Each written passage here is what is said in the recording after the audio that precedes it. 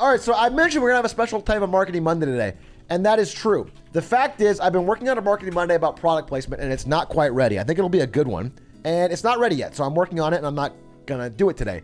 But thankfully, I have been bailed out because on my Reddit, with 743 upvotes, by Foduckin, he said, I made a Marketing Monday for when Atrioc doesn't want to. So today, just like the housing companies, just like the oil companies, I'm getting bailed out. I'm too big to fail. And we've got ourselves a nice little fun Marketing Monday. This is called the Switzerland of the streaming wars. Welcome to Marketing Monday. I'm your host, Atrioc. And don't mind that I sound a bit different today. Because today on Marketing Monday, we are talking about the streaming wars once again. Woo! While it's always fun to dunk on Netflix, I want to talk about one of the most interesting dynamics of the streaming wars that you might not know about. So let's get into it. 80 to 90% of movie and television production in the US has been under 5 companies: Paramount, NBC Universal, Walt Disney, and Warner Media. As we all know by now, each of these companies has a streaming service associated with them. True. The fifth company of the big 5 is Sony, who, as we all know, has the streaming service nothing. They have nothing. Nothing. Sony has decided to opt out of the streaming wars, deciding instead to let other streaming services compete amongst themselves. Sony is content with watching on the sidelines as everyone fights it out. Although, I will admit, I am being a little bit disingenuous. Sony is not merely standing by idly and not getting a piece of the streaming pie.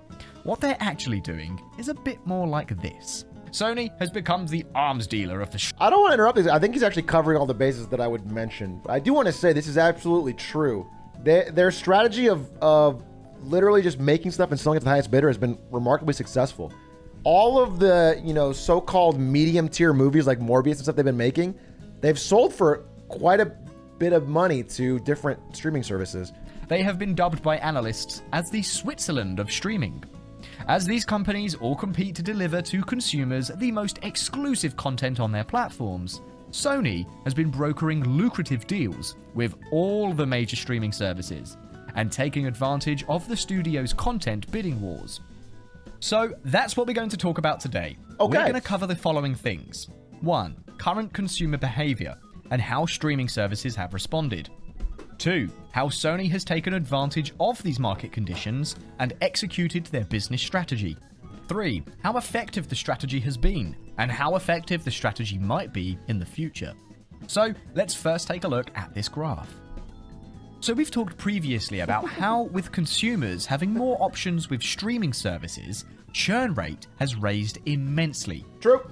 But what I want to point out from this survey data from Deloitte is that not only has churn rate increased, but consumers are increasingly adding and subsequently removing streaming services in a short time frame. I think plenty of you in the chat would agree with doing that. Like, I think I've heard of a lot of people doing this. I think most people, I think the biggest one I saw the example of was like a lot of HBO shows. People just sign up for HBO, watch one critically acclaimed series, and then dip. And I think I'm not the only one doing this, and it's very, very common. People are doing this this rapid churn for one show, which is kind of fucking over all of these companies that are spending gazillions on content. Because if you spend, well, let's say you spend $80 million on a show, for example. If someone signs up, pays you $8.99 or $12.99 or whatever, and then watches it all in 1 month and then quits, that's not a reliable. You're not making you were counting on them being a long time consumer. The plan was if they stayed for years, like, you'd make your money back. But if they're ripping you out for one and done, then you could have just sold it as a DVD or gone to the movies. You know what I'm saying? It's like you could have made a lot more money selling it direct. That's why we've gotten shows like The Boys, Cobra Kai, The Crown. All these streaming services have focused much of their effort in acquiring and developing exclusive content for their platforms in an effort to obtain and retain subscribers. And this has led to content spending to skyrocket. If you've watched the Netflix Marketing Monday, you're already familiar with this graph. I just wanted to highlight that content spending in 2022 is reportedly going to be $140 billion. And that's where Sony comes in. In the era of the streaming gold rush, don't mine for gold, sell shovels. Now, this is not a quote from any Sony executive. These are quotes from me. Here are some actual quotes. You can't. I wouldn't do that. I wouldn't do that in a Marketing Monday. You can't put a quote from the speaker like it's a fucking source. It's just, that's not good practice for quoting. Quotes from Sony executives. Tom Rothman, chairman and chief executive of Sony Pictures Entertainment's Motion Pictures Group, said this: "None of them can deal with each other, but all of them can deal with us." Similarly, Tony Vinciquerra, Tom's boss, said, "The streaming wars are good for us. Streaming services say they will be profitable in 2023, but the amount of investment to get there is phenomenal. It's billions of dollars, and they're doing that by buying from us." So remember how I showed you this slide of all these shows? Well, fun fact, these are all actually made by Sony. I mean, this hasn't just been good for Sony. This whole environment of all of the big, massively spending streaming services has been incredibly good for actors, production companies, directors, screenwriters. Like, everyone in Hollywood who's had a good idea for a show or a movie has getting paid drastically more than they normally would, because there's been a bidding war for almost everything. Now, it's starting to temper down just a little bit in the past few months because Netflix stock cratered and everyone is like being a little bit more safe with the money. But for all of 2020, 2021, if you had even a half decent or even a bad show idea that you could get a script done, you could sell it to companies like Netflix, Disney, HBO for amazing money. Like, everyone was eating good. One analyst notes, everybody else wants to be Netflix and is currently losing vast amounts of money trying to achieve that. As the largest market players such as Netflix and Disney Plus slow in growth and the industry matures, the goal of reaching the same domination in the streaming market like Netflix had in the past is becoming more and more uncertain, if not impossible. So how effective has this strategy been for Sony? Well, by doing this, they've been able to ink the following deals. A $500+ million deal for Seinfeld to Netflix. I actually didn't know this. I'm learning from a British version of myself. I was under the impression that Seinfeld was owned by NBC, not Sony. $500 million for Seinfeld, though. So this is like the opposite of what Netflix did when it started. So when Netflix was first starting out, it bought shows like Friends, Seinfeld, Futurama. I mean, everything used to be on Netflix, and they got it all for very cheap. But now that everybody knows the value of these big, broad, powerful sitcom shows, they're getting insane amounts of money if they sell them to a streaming service. That's why it was crazy for Peacock to take The Office and launch a streaming service. They could have made hundreds of millions of clean, easy money on shows that were already made.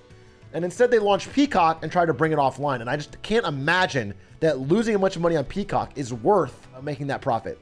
Sony Pictures Entertainment saw a 172% increase in operating income, with revenue hitting $9.5 billion, up Nice. 55% versus the previous year. This is unfortunate. I'm actually a Sony shareholder. I have quite a bit of Sony stock, and this would normally be great, except Sony as a whole is still flatlined. The company has not moved an inch. It's like exactly where it was 2 years ago, stock price-wise. I think the best way to illustrate how successful Sony has been is to look at Paramount Plus, a streaming service that entered into an already crowded market in 2021. Shit. Are you going to talk about The Office?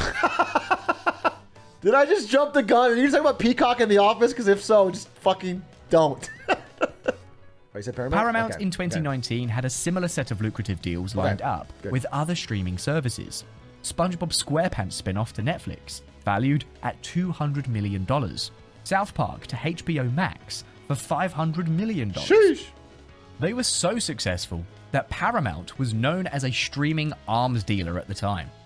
However, recently, Paramount has decided that it will no longer license out its major IP to other streaming services, forcing the company to leave a ton of money on the table by not licensing it and choosing instead to claw its rights back. Cash after operating expenses declined from $1.9 billion in 2020 to $481 million for fiscal year ending 2021. $1.5 billion down. And what has the result of this investment been? Well, let's take a look at Paramount's investor presentation in February 2022. Sony will reach the investor event in 2 minutes. Full stream ahead. This is real? Good one, B. Let's show them we mean business.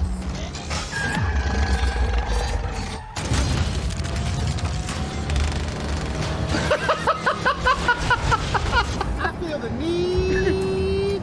The need. This is real? You go, Maverick. Your destination is on the left.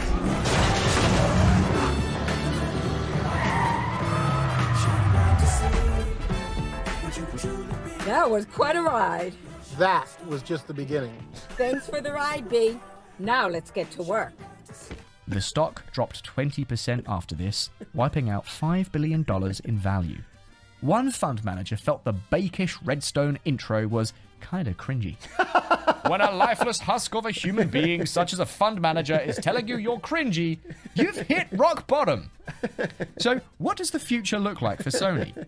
Sony's strategy of profiting off of the company's desire for exclusive content is looking more attractive, as it becomes more apparent that the streaming wars will have no outright winner. However, it's important to note that this strategy can only continue to work as long as streaming companies are in need of content from third parties. Just as a reminder, Sony recently released their smashing success that is Morbius to theaters, totally morbing the industry. And Paramount released a small indie film known as Top Gun Maverick, which only grossed a mere $1 billion. It's funny. Top Gun Maverick is the biggest success in the movie theater industry in a long time. And a lot of Sony execs were saying, I think they said, Top Gun Maverick owes us for what we did with Venom. they were like expecting to be applauded. I'm not even joking. Sony boss says studio deserves credit for Top Gun Maverick's box office. Venom paved the way. He was like, people wouldn't have gone back to the theaters if Venom didn't open them up. Which is fucking wild, dude. So, you know, I guess you gotta take your wins where you can get them. Thank you so much for watching. Hey! If you've reached the end of this video, that means I've made something entertaining enough to sit through. And that's all I could ask for. I made this video to support my application for the Marketing Monday research position. You're hired. You're absolutely hired. It was a phenomenal video. I'd love to work with you. You're hired, Fodukin. Oh, but one more thing. I'm sorry, before I hire you, you're not actually British, right? That was a joke. I don't want to. I guess I have to. Didn't I say I was going to be nice to EU frogs this week? All right, it's an EU diversity hire. Okay. Anyway, ladies and gentlemen, that is the end of today's Marketing Monday.